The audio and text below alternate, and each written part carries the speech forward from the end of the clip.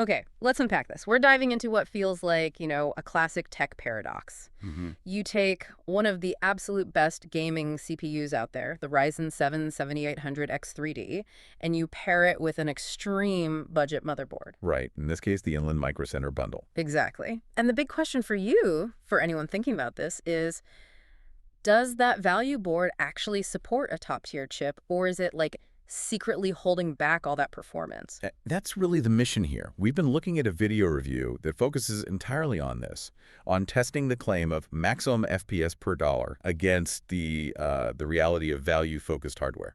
So we're trying to find the catch. We're trying to figure out where the trade-offs happen and, more importantly, what actually matters to someone who just wants to game. Okay, so let's start with performance. The 7800X3D is, well, it's a monster for gaming, mainly because of that 3D V cache, right? Absolutely. In CPU-heavy games, it's a game changer.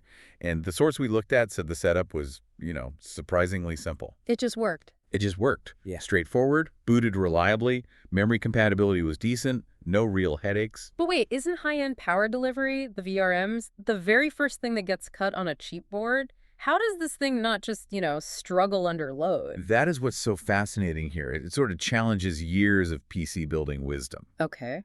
The data shows that this value board does not cripple the gaming performance you'd expect. Mm. Frame rates are high, they're consistent. So what's the magic trick? Why does this specific chip break the rules? It all comes down to the chip itself. That 3D V cache does the heavy lifting internally, right on the CPU. I see. This means the CPU is incredibly power efficient. It doesn't need a ton of voltage or aggressive overclocking to hit its peak performance. It's already there, out of the box. So the board's less than premium power delivery is actually fine. It's sufficient, exactly. Yeah. The VRMs are perfectly adequate for this specific use case.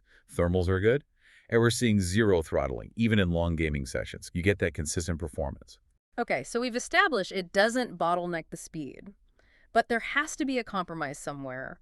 Where does the value part, the cheapness, actually show up? Yeah, and that's where the value engineering becomes really obvious. It's not in your frames per second. So where is it? It's entirely in expandability and features.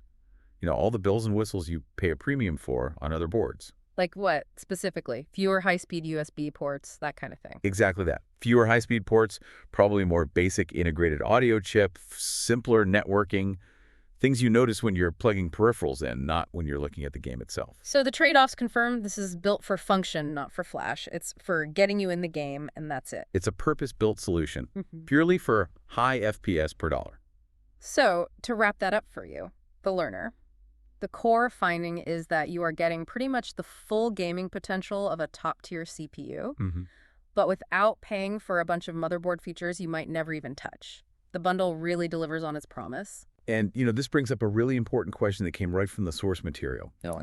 The reviewer made a big point about transparency, about avoiding big sponsorships and relying on transparent affiliate links instead. Right, where they get a small commission if you buy through their link at no extra cost to you. Exactly. And it makes you wonder, as that model becomes more common, how does it change the way you, the consumer, trust these critical deep dives into value products like this? It's a fascinating dynamic, tying product reviews directly to that kind of consumer transparency.